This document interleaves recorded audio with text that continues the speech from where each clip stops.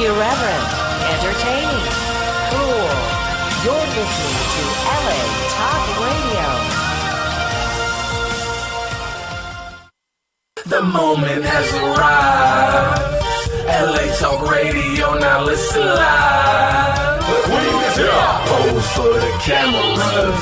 Tune in. Time is now for the even more fabulous. Fabulous, fabulous. You are now listening to the Mother Love Show. You are now listening to the Mother Love Show. You are now listening to the Mother Love Show. Love Show, Love Show, Love Show, Love Show. Hello, my cyber babies. Welcome to another fantabulous day in Talk Radio. I am your host, Mother Love. I come to you live and in living color. Well, as opposed to coming to you dead in black and white. That wouldn't be any fun. I am with you Monday through Friday from 2 o'clock until 3:50 Pacific Standard Time. And if you can't get to your computer, your iPhone, your iPad, your doodad, whatever kind of new mobile device they have out now, I'm trying to keep up. You don't have to worry about missing any of the love, laughter, fun, information, and inspiration. All you have to do is go to latalkradio.com, click on the Mother Love Show on Channel 1, and voila, there we are for your aspiration, inspiration, and motivation. Remember to like us on Facebook, follow us on Twitter at Mother Love Show, and remember to subscribe to my YouTube channel. You just never know what kind of awesomeness, whose talent, whose beautatiousness is going to be with me under the Love Dome. That's why you got to watch the YouTube channel. And today is no different. I am so pleased to have this young man in the studio with us. I want to tell you about philosophy. He is a local spoken word artist.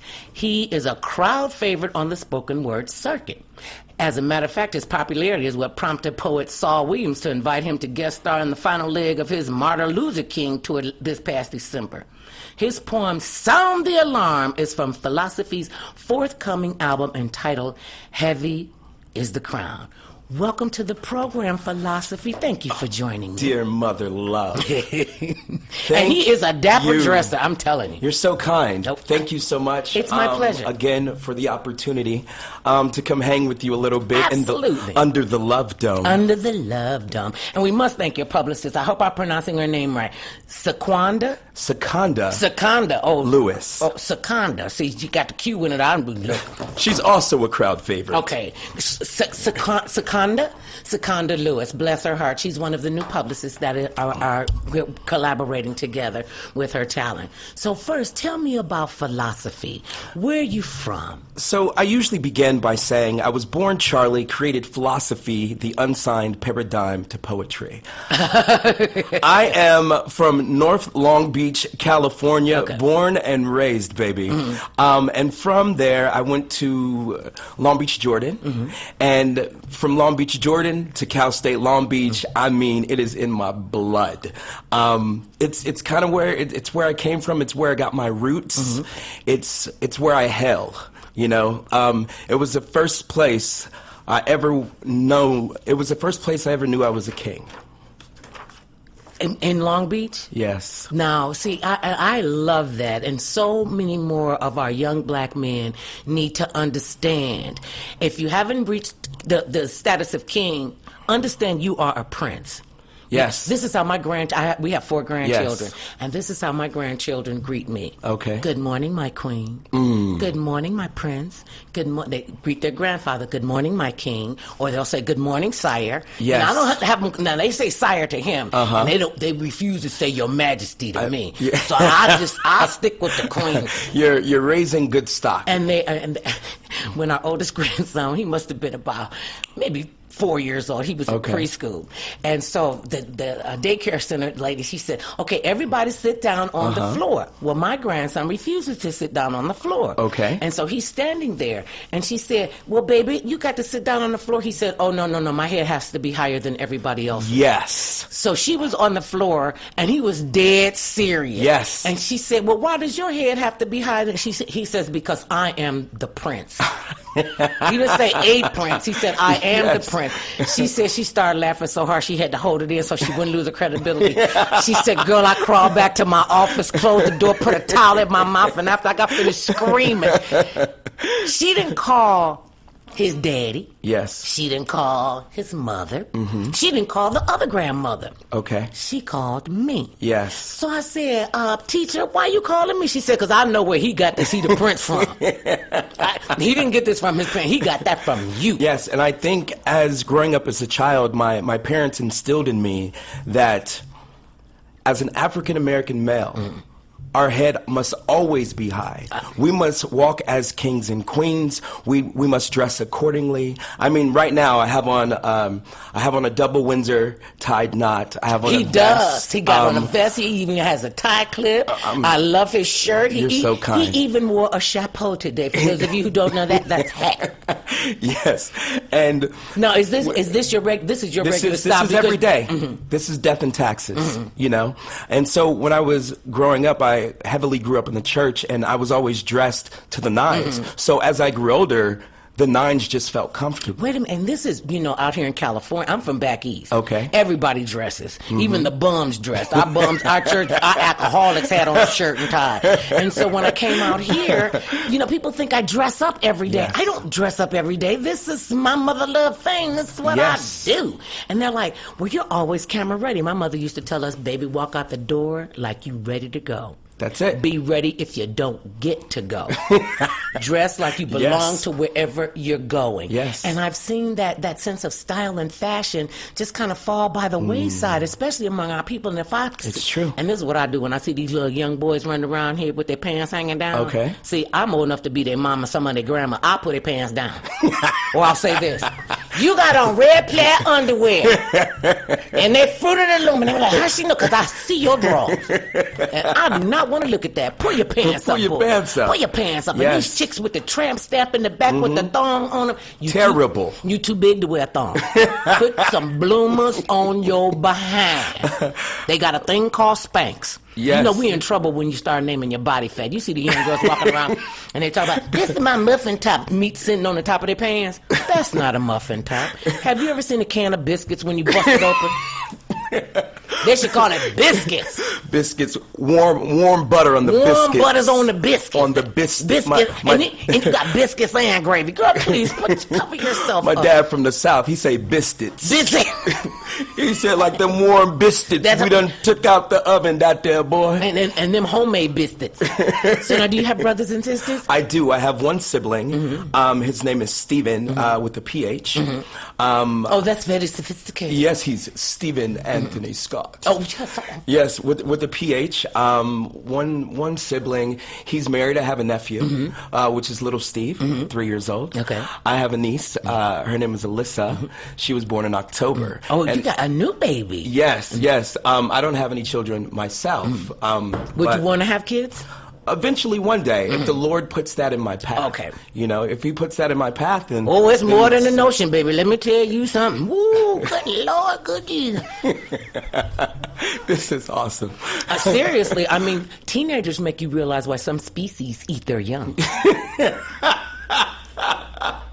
So now, when did you know that this is what you wanted to do? When did you know that you had a penchant for poetry?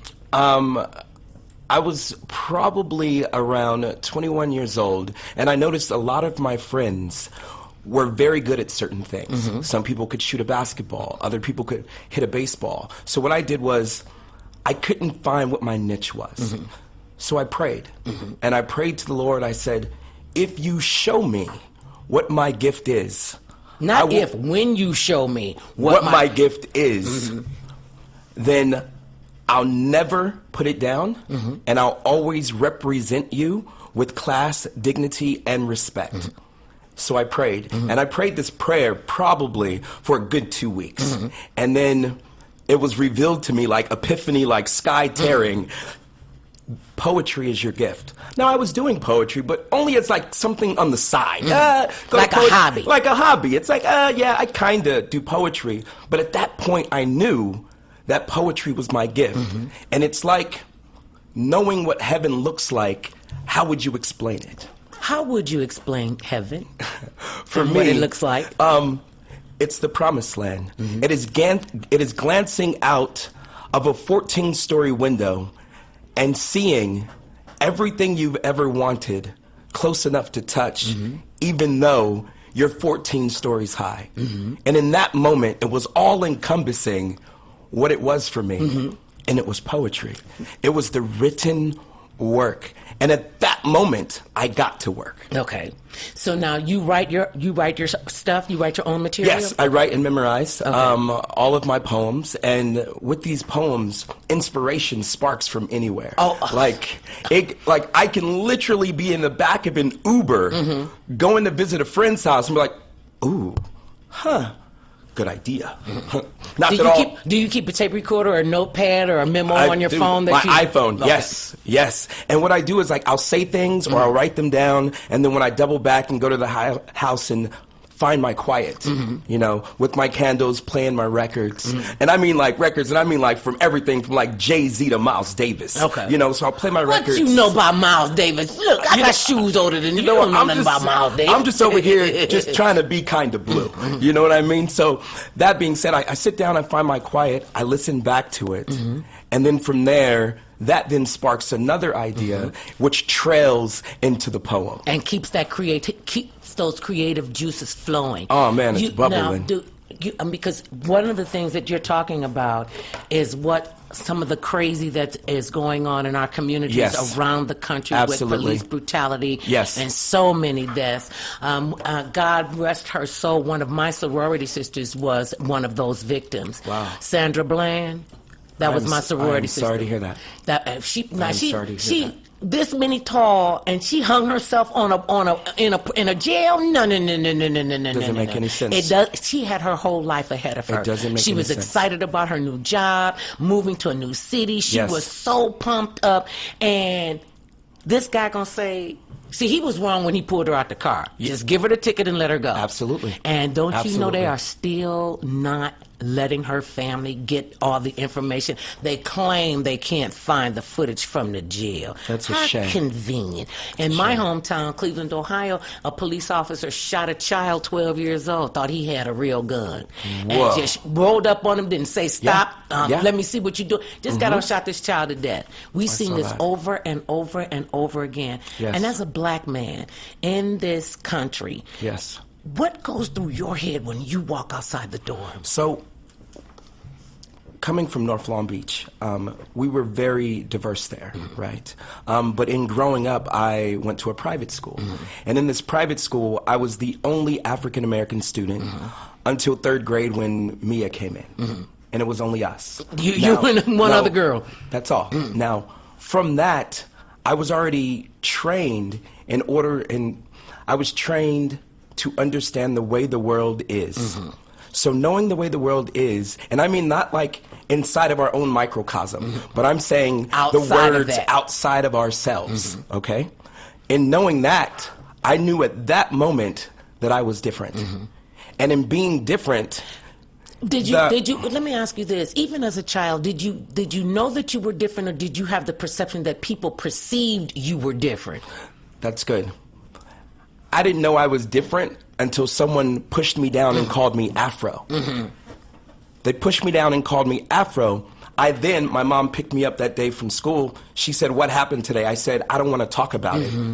Someone called me a name, and at that point, she was like, "What did they call you?" Okay, her mama bear went off. Right. She was like, "What did they?" And I was like, "I don't want to say it." She said, "Just say it." And I said, "He called me Afro when he pushed me down." And I don't even know what Afro means, but I knew the inflection that came from his tongue when he said it. That he meant it in a derogatory manner. And she smiled, and she said, "Afros are like black. They're beautiful." Absolutely. And your hair is curly, and when it's that big... Oh, you had a big fro? I had a big fro. And your hair is curly, and it's an afro. And that's something never to be ashamed about. I couldn't, when we were growing up, and I grew up I'm a baby boomer. Okay. And so when we were growing up, I mean, the racial tensions were so high, you know, with the civil rights movement and the whole, you know, the Montgomery book, well, that was in the 50s, but the civil rights movement in the 1960s, and watching, you know, other black people being water hosed because they wanted to eat someplace, being beat because they wanted to go and vote. You know, I remember when I think it was the Little Rock Nine, when they were like, "No, you darkies are not coming in here integrating this school." No, so why shouldn't we have a quality education? True. And my mother used to tell us this all the time. Because see, I came up in the projects, but our mother she was very well educated. And she had such a thirst for knowledge. It was imperative that we knew our history. Like she said, it's called history, his story. You need to know our story, where we come from. Don't you ever be ashamed to say you are a direct descendant of the slave. Don't you ever be ashamed to say that you are well educated. I remember listening to people tell me, "Oh, you talk white." I'm like, what are you talking about? I said, first of all, I don't talk white. I don't say this here, these there, that there over there. And that's what happened when they brought from the transatlantic slave trade. We had to speak and use good diction because there were so many different dialects. This is so true. And this is the reason my parents put me in private school and coming up. It was because, like, my father wanted me to be able to articulate words. Now, he's from the South. And being from the South in that time period, he marched with King. So him marching with King and telling me these stories, and when you're a child, you don't want to hear the stories. Right, because that was way back in the day. That don't affect me. It doesn't affect me now. You're like, okay, Dad, okay. But then, when I went to Cal State Long Beach and started taking Black Studies classes, these stories parallel. And I was like, wait a minute. I know this story. And they're like, "Well, where'd you learn it?" I was like, "Well, my dad told me this story." And when you know that these pearls of wisdoms and these little nuggets of gold that your parents are giving you, or the older generation is giving you, when you realize how much they're worth, then you start looking around and say, "Well, where did I cast them before?" Because they told me, and he told me in my room, it might be under my bed. Let me see if that nugget is still there. Because it's, at this point, it's worth its weight in gold. And gold's like, I don't know, $1,500 an ounce at this point. I don't know what it is. Whatever it may be, you know? So I just feel like, as African-American males, we need to be articulate. You know, we need to study. We need to springboard forward in our education and search for the intellect, not the white T-shirt. Right. You don't need a wife beater on. You need to pull your clothes up, present yourself as present yourself as a prince. Present yourself Yes, as a king. as a king. I talk to young people all the time. I was talking to this young woman, 19 years old, cute as a button. Okay. Just adorable. And she's very light skinned. This child had put tattoos all up on her neck, all the way up the side, almost on her Got you. face, all Okay. over her body. And I said to her, what made you do that? You know, and she says, well, everybody else was doing it. And I said, so what are you going to think about yourself when you're 30 and you have all of this on you? Yes. And maybe somebody might not employ you because they might feel like you haven't made a smart decision for yourself, so True. you might not make a smart decision for my business. Absolutely. This is what this baby said to me. The look on her face just said it all. She just looked at me and tears literally welled up in her eyes, and she Okay. said, oh, Mother Love, I didn't even think that far ahead. Whoa. But I gave her something to think about, because and I talked to this guy. He panhandles down here Yes. at Venice Beach. Okay. And he's an old white guy who had a swastika tattoo on his Lord. forehead. Okay. And he got all these tattoos on him, and he's all wrinkled up, and his Okay. ink is faded. And he said, "Will you give me $1? I'm not gonna say no. I just want to get a beer." I said, "I'll give you $1 if you tell me how you feel about that swastika on your forehead." He said, "Lady, this is the stupidest thing I ever did in my life. Exactly. This is why I'm a drunk begging people for money. Yes. I never would have thought I'd have been depending on people to give me money." I said, You Yes. have to think about these things, you Yeah. know, and especially young people. You know, Yes. when you're young, you think you're invincible. You're going to live forever. Nothing's going to ever stop you. And we are listening to children now who say things like, "I'm never going to make it to my 21st birthday. Oof. I'm not planning my future. I'm planning my funeral." Wow. I literally had to walk out of a classroom when more than 4 kids said that to me. I could not be, and these are our children. Yeah. That's what made me understand, oh no, girl, you got to be in the classrooms. You have to be in these communities. Yes. You got to go to church with them. You got to go to Absolutely. the community centers. You let them know, not on my watch. You have to. I think another thing with the younger generation, it's like, I try to be the best role model I can be for them, and let them know, like, the things that I have done, I have done through poetry. These are words. And if you're rapping, then rap, but do it to the best of your ability, but rap what you know. Don't Right. make up things because It's rap. It's hot right now. This is gonna sell records. Well, the people that have got there, this is their story. Right. They're telling their story. Tell your story, whatever your story Right. may be, and maybe you grew up affluent. Then tell that story. Then tell that, be authentic. And when you hear That's about it. all these rappers, talking about they coming up from the hood, and if you put these Negroes down here on South Central, they wouldn't know whether to crack or go blind because they've been living in Beverly Hills, they living up in Holmby Hills, they Yeah. got drivers riding around, Yeah, the whole exactly. line. So I'm like, if you be authentic, and authentic. that's why I don't particularly care for a lot of the rap artists now. Got you. First Okay. of all, I have no idea what they're talking about. Okay. I think I would like Nicki Minaj and Okay. Lil Wayne if I knew what they were saying. But I can't really look at Lil Wayne. I have to listen to Lil Wayne because I can't look at him. Because I think after you get a certain complexion, you shouldn't put tattoos on you because you can't see them. You just look dirty. Yes, Lil Wayne, you look dirty and you look going like your in. breath spinning. Listen. With all that metal in your mouth. So my whole thing is, and as we're speaking about hip hop, like, I know hip hop is a craft that I respect so much because poetry is born from this. Absolutely. In the same right, there's certain people that I respect so much in the game because what they did was they transcended the game. Yes. Jay-Z, for example. He took the game for what it was. He was in the streets for a while. He stopped it. He moved forward. He then brought a fashion line. After a fashion line, he said, "You know what? We need to get off the jerseys.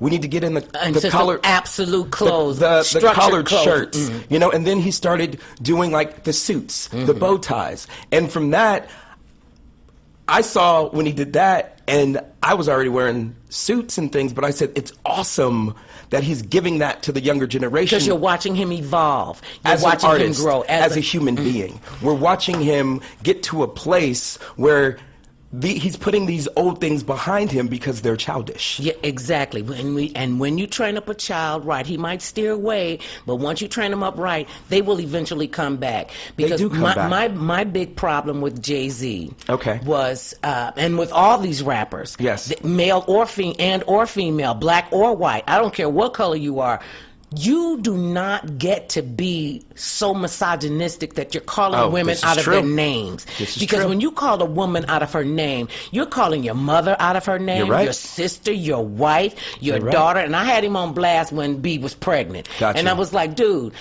what are you going to do when your daughter comes up or your son comes up and he starts using this and starts emulating you? What are you Absolutely. going to do? And then he went out public. I don't know if it was because of me. It was. I like to take full credit for that. Fair enough. But I remember that he came out and he said, I'm never going to use the B word in my rap anymore. Yes. And I wish these other youngsters would understand it is not an affectionate word. True. First of all, it's a female dog. You will never. You call me one, and then we getting ready to fight. Yeah. I'm putting my Vaseline on, pulling my earrings off, and we getting ready to have at it. Fisticuffs. Fisticuffs. I'm Okay. from the hood. I will cut you. And the guys, the way that all these nationalities of young people are using this derogatory term that they used to call black people in the slave days, and they Yeah. think, oh, that's cool. Oh, my love, you don't understand. I said, now listen to what you're saying. Yes. Now, before you were fussing about white people calling you that, but now you're calling yourself that. Explain to me how it's all right for you to call yourself that, but they can't call you that. It's not Exactly. right for anybody. It's true. It's true. This is not right for anyone. I concur. I feel if we stand up and we show ourselves as people of dignity, of people of diligence, and people of integrity, then when someone approaches you, they're going to say, "How are you?" And they're going to put their hand out, and they're going to meet you with eye to eye, Right. as a man to another man. They're not going to start with they're not going to drop the N-bomb. Right. They're not, because they're going to be, oh, I can't say that to him. Because you have respect when they know He's you not have going to respect stand for for no, it. oh, exactly.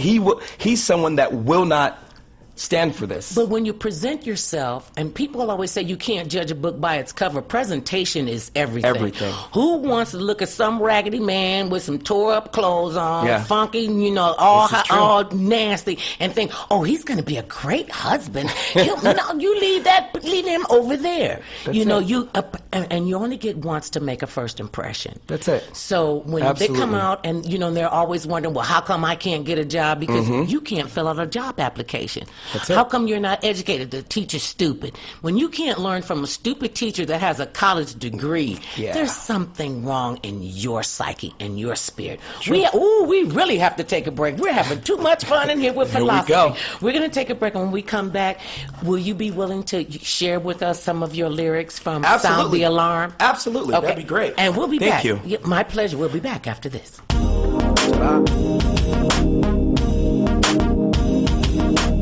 You are listening to the Mother Love Show on LATalkRadio.com.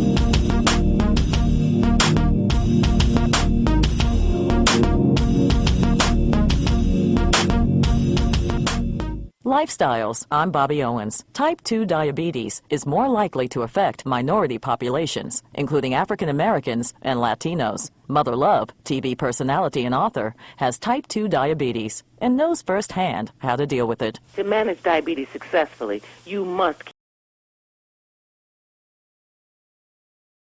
Today is philosophy.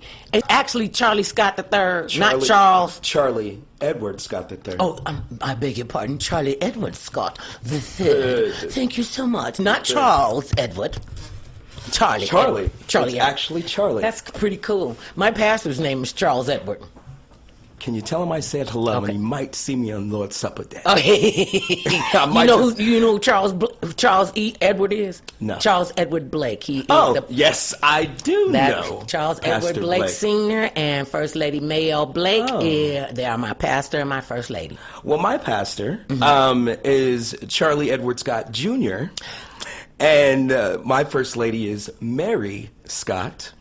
So you're the son of a preacher man I and am. a first lady? I am. Oh, so how difficult was that for you to stay on the straight and narrow, or was it difficult because you came from the church and your mother and father are the head of the church? Yeah, for me, it wasn't It wasn't difficult at all because the way that they set the rules around me were, this is what I taught you. This is what I taught you, and from this skill set that they have instilled in me, go out into the world, enjoy yourself, and don't embarrass me. That's it. Like, enjoy yourself, have a great time, be strong, be honorable, be a king, and nothing happened.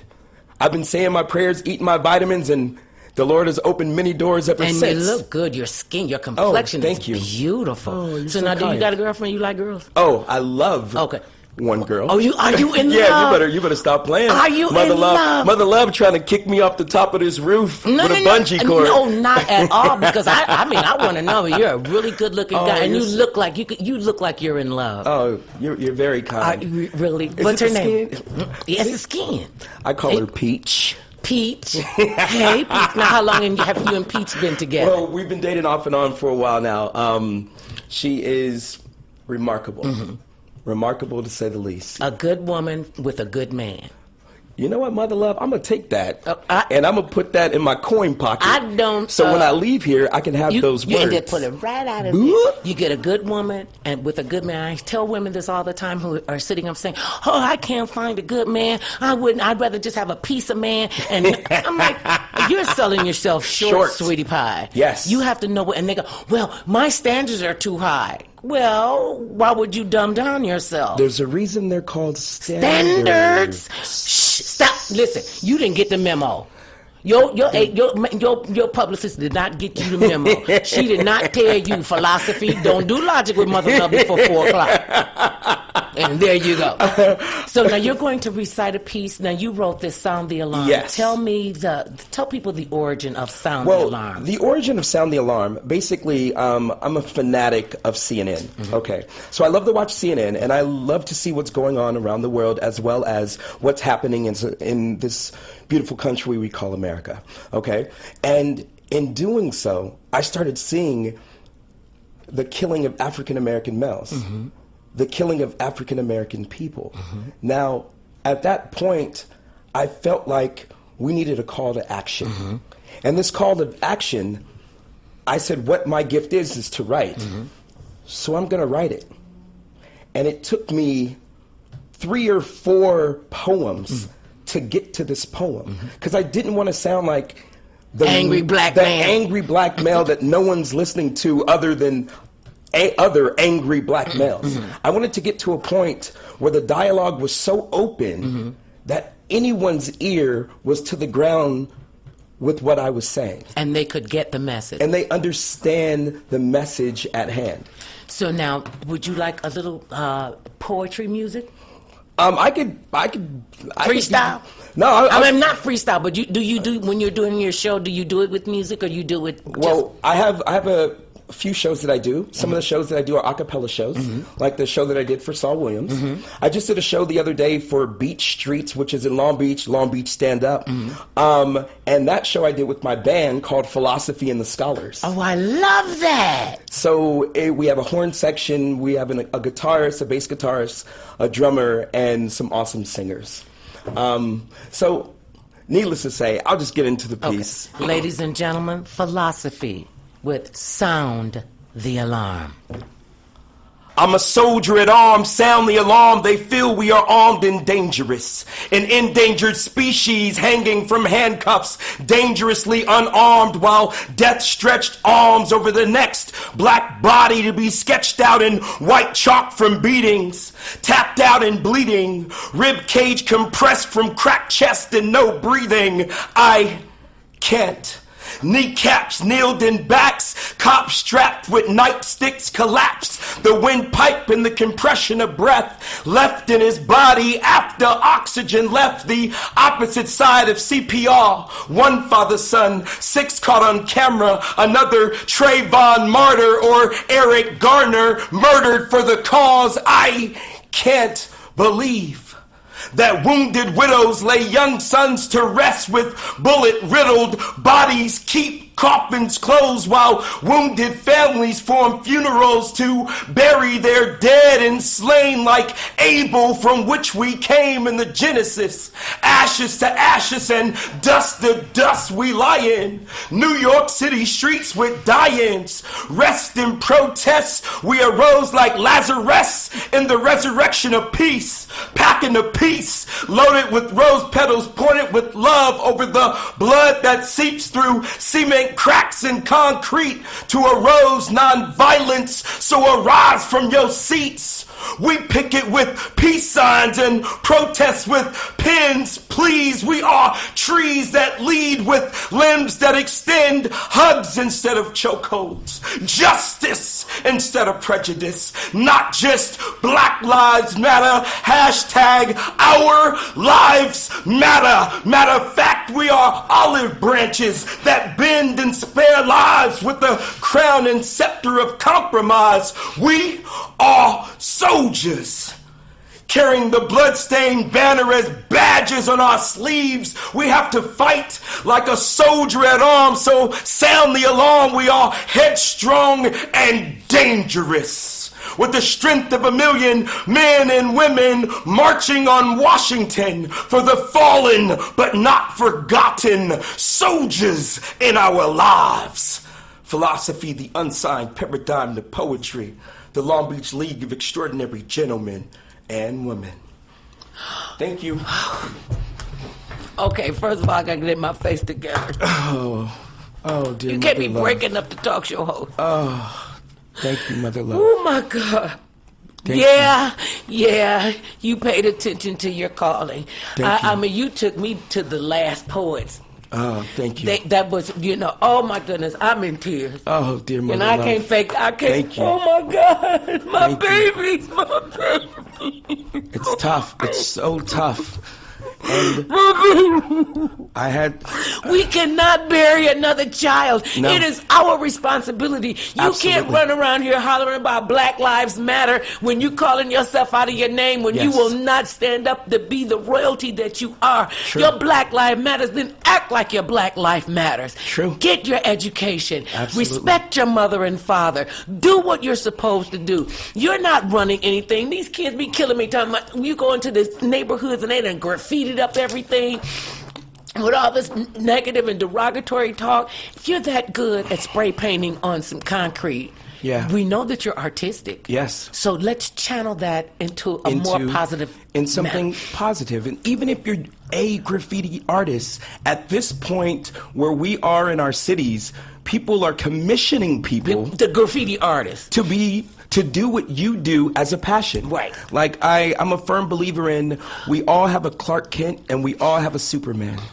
And our Clark Kent is what we do to keep the lights on. And the Superman is the passion. And if your passion is to write on walls or write poetry or play guitar, whatever that passion is, we need to channel our energy towards that passion. In a much more positive manner. We see so many of talented young men and women. I mean, you got kids that can just spit like you can. Oh, and thank you. Only way you can get to spit like that, you got to be able to see it, feel it, know it, and be authentic with Yes, it. You just can't absolutely. pull this out the air and say, I mean, I saw the passion in you. I saw you transform from this handsome fellow Oh, you're so into kind. this Thank you. powerful man who is giving these words to people who need to hear them. Yes. This wasn't just, if you could have seen him, that's why I'm glad this is theater of the mind. Yes, If yes. you could have seen, if they could see you, I think they would be as moved as I am, because you. I got to see you and I got to feel you. Yes. And that's why when I was watching, I had to put my head down. I had to put my yes. head down because I want to feel you filled up this room. Thank you. With your passion, with your love, and your concern for the human experience, and in general, and specifically for our people. Thank you. That have to- means such a great deal because, like I said, I have a nephew. I have a niece, And it's your responsibility to be one of the elders to pave the way for That's them. it. And if I can build... Get rid of that word if. That's true. When Yeah, there you go. I build an empire, it's not for me. It's something that I hope that goes down from generation to generation that is immortal. Ideas are immortality. And if we can teach these ideas to our youth, then they will believe in conception, 2 years old, 3 years old, 4 years old, if they believe that they are kings and queens. And then at 18, if you've known you've been a king and queen since you were 2, 3, 4 years old, then who are you at 18? At that point, you know that you can build a business model. You know that you can go forth, get into the corporate world, and not be someone that's just working every day from 9 to 5. You're building to be a CEO. Every day. See, this is why I know that it's important. I have been an entrepreneur since 1977. Congratulations. I had a Congratulations. That's awesome. People always say, well, my last real job, I was a school bus driver because it was like so easy and it was so much fun and I had a blast with it and I love children. I was a camp counselor. I was a telephone operator and I did all this stuff. Then I said, when I got into stand-up, I was like, I can make this work. I can do this. And I have been Mother Love since 1977. Wow. And it's because I have a passion for it. Yes. And I'm comfortable in my own skin. And I know that I have the gift to walk into any kind of situation and lighten the mood. I mean, I have had people, I did a 20-minute stand-up comedy routine at my mama's funeral. Wow. And we rolling her casket out to, take her to the cemetery. Yes. And people are going, this was the best.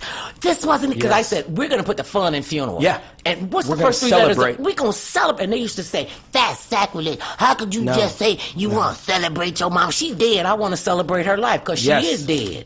Her body is gone. Yes. But my mother is living in me every single day, in my grandchildren and my son and all of her friends. Yes. And her essence will always be here because of what she poured into us. Yes. And that's what I want to, when I leave, I want to leave completely used up, empty. I want to be so used up they can't even embalm me because there won't be nothing. They just go, what happened? She just turned to dust. That's Mother Love. We don't even have to cremate her.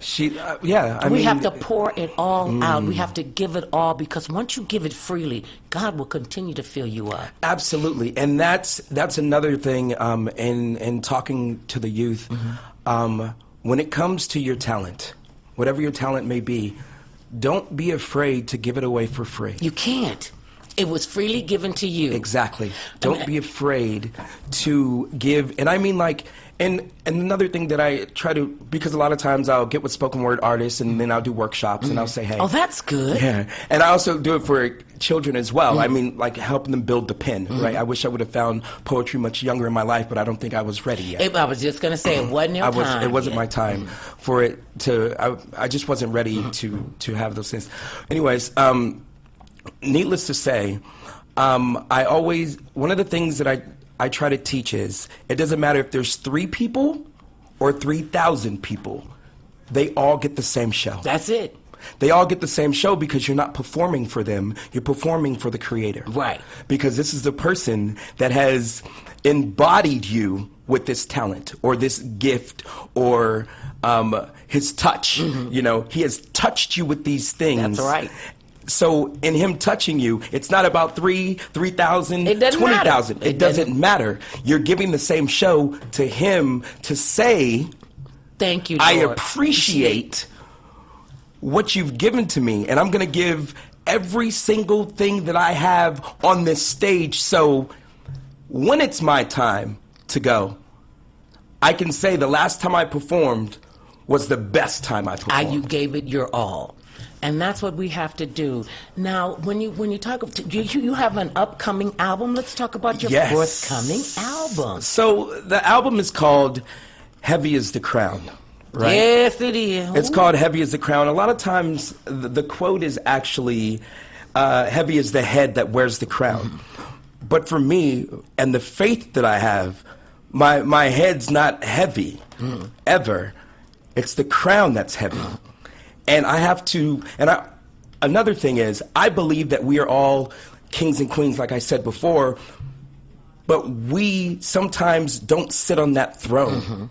But we're kings and queens in every situation that we are in, because we choose to let someone talk about us badly, or we choose to stay with someone that doesn't respect us. But if we just lay those standards up front and say, I will stand for this, I will stand for this, and I will not stand for this. Stand for this. So for me, the title, Heavy is the Crown, just lets people know, in going forward on this album, I am king. When is it coming out? When can we expect it? My birthday is July 21st. Well, happy birthday ahead of time. You know what? Again, something else I put in my coin pocket. So when that day comes, they'll be like, Mother Love's told me happy birthday. Yeah. So July 21st, I'm going to drop my album. Okay. And it does have a featured poem on there called Heavy is the Crown. How many pieces are you putting on? And how do you decide what's going to go into a particular, and what you save for the next album? What I do is I throw everything into this pot of stew, right? And then I stew it. And then I read through all of these poems. And then from that, I've said, right now, it's going to be 9 poems. Okay? Because when it comes to a spoken word album, even if you love Nas, you don't want to hear 20 cuts. You know what I mean? Like, I just can't. Okay, I'm like, I get it. You're dope, dude. Okay. I understand. But for me, I'm going to give you 9 tracks. Okay. On these tracks, I'm going to have a track with there's a woman named J. Ross Pirelli. She's a sultry singer, an R&B artist, and a rapper. She's going to be on the album. It's going to be fun. It's a fun, and it basically encompasses who I am as an artist. My first album out. Before because we're just about out of time. Okay. How have you grown from 21 to now in your poetry, as a man, as a Christian? That's a great question. At 21 years old, and you're still like brailing your way through the darkness, you know, like trying to figure out who's who and what you want to do in going forward. Who I was then, it was all about rhyming, and it's all about how good you are at 21. I wasn't really braggadocious, but I was like, now you still had an ego. An ego, right? And I think that's what's wrong with. Well, that's what's wrong with a lot of us at our younger ages. We feel that we're immortal. Exactly. And we can't be bruised or harmed, and we don't bleed. And then when you discovered your mortality, yes, you went. How did it humble you? The way that it humbled me was that I realized that it was my gift. And if it's truly my gift, like I know it is, then humility is the cement that we stand on. We are out of time. Please let us know when the album comes out. I would love to have you come back and share with us. Ladies, and tell people how they can get in touch with you if they want to book you. Okay, if you want to book me, it's Philosophy562. That's my website. I have my Philosophy Style on Instagram. I do a photo fashion blog. My YouTube is also Philosophy562, and so is my Facebook. So we'll find it all. It has been my distinct honor you. And pleasure to share your spirit. Thank you for sharing it with me and with our audience and the Mother world. Love. May the universe continue to open up and conspire for your great success.